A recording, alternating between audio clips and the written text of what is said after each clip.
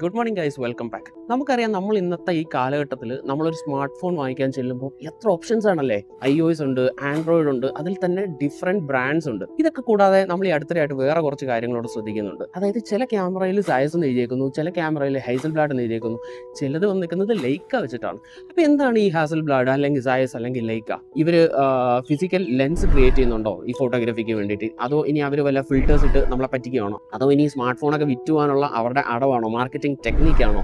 എന്താണ് ഇവിടെ റിയൽ ആയിട്ട് സംഭവിക്കുന്നത് എന്നുള്ളത് നമുക്കിവിടെ പഠിക്കാം. ഓക്കെ, ഫസ്റ്റ് ഓഫ് ഓൾ നമ്മൾ മനസ്സിലാക്കേണ്ട ഒരു കാര്യം എന്ന് പറഞ്ഞാൽ നമ്മുടെ എല്ലാവരുടെയും ഉള്ളിലുള്ള ഒരു മിസ്അണ്ടർസ്റ്റാൻഡിംഗ് ഉണ്ട്. ഈ കമ്പനീസ് ആരും ഒരു ഫിസിക്കൽ ലെൻസ് മൊബൈൽ ബ്രാൻഡ്സിന് വേണ്ടി ക്രിയേറ്റ് ചെയ്യുന്നില്ല. പിന്നെന്താണ് അവർ ക്രിയേറ്റ് ചെയ്യുന്നത്? ഇവർ ഇതിന്റെ കളർ സയൻസിൽ കുറച്ച് ചേഞ്ചസ് വരുത്തുന്നുണ്ട്, ഇമേജ് ട്യൂണിങ്ങിൽ ചേഞ്ചസ് വരുത്തുന്നുണ്ട്, അതേപോലെ കുറെ സ്പെഷ്യൽ പോർട്രേറ്റ് മോഡ്സ് കൊടുക്കുന്നുണ്ട്. ഇതിനൊക്കെ പുറമെ ഈ കമ്പനീസ് ഒരു ലെൻസ് കോട്ടിംഗ് ടെക്നോളജിയാണ് കൊണ്ടുവരുന്നത്. ഇതിന്റെയൊക്കെ മെയിൻ ഉദ്ദേശം എന്താണെന്ന് വെച്ച് കഴിഞ്ഞാൽ ഫൈനൽ നമ്മുടെ ഇമേജ് ഔട്ട്പുട്ട് എന്ന് പറയുന്നത് അടിപൊളിയായിരിക്കണം. ഇനി നമുക്ക് ഈ 3 കമ്പനീസിന്റെയും ഒരു ക്വിക്ക് ഹിസ്റ്ററി ഒന്ന് ട്രൈ ചെയ്താലോ. First of all Lyca.